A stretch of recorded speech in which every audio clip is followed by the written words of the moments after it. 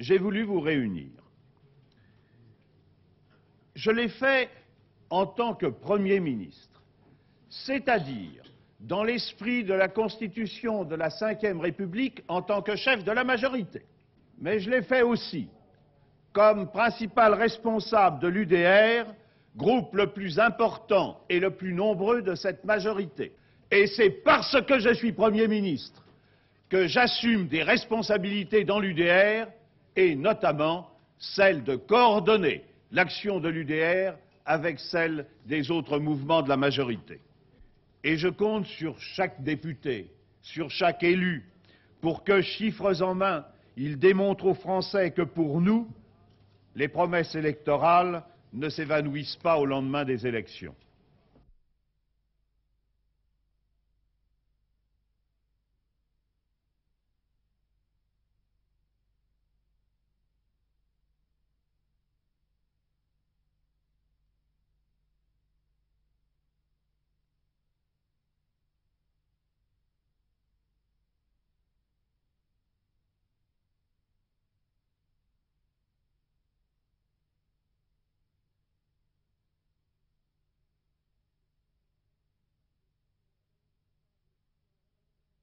Nous ne laisserons pas détruire la Ve République par des brûlots.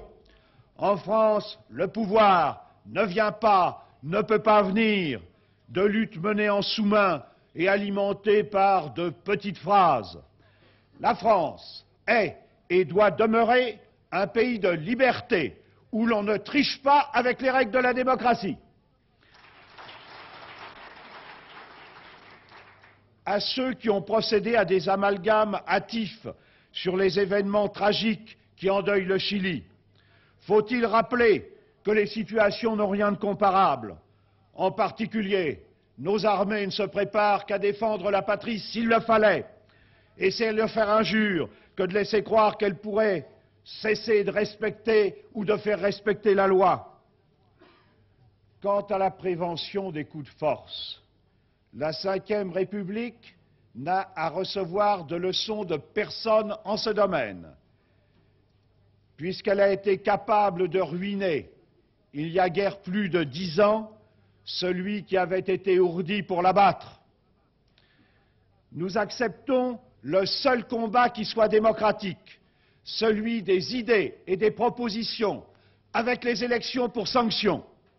Mais le gouvernement ne se laissera pas intimider par aucune menace et il réprimera, s'il le faut, le désordre et l'agitation.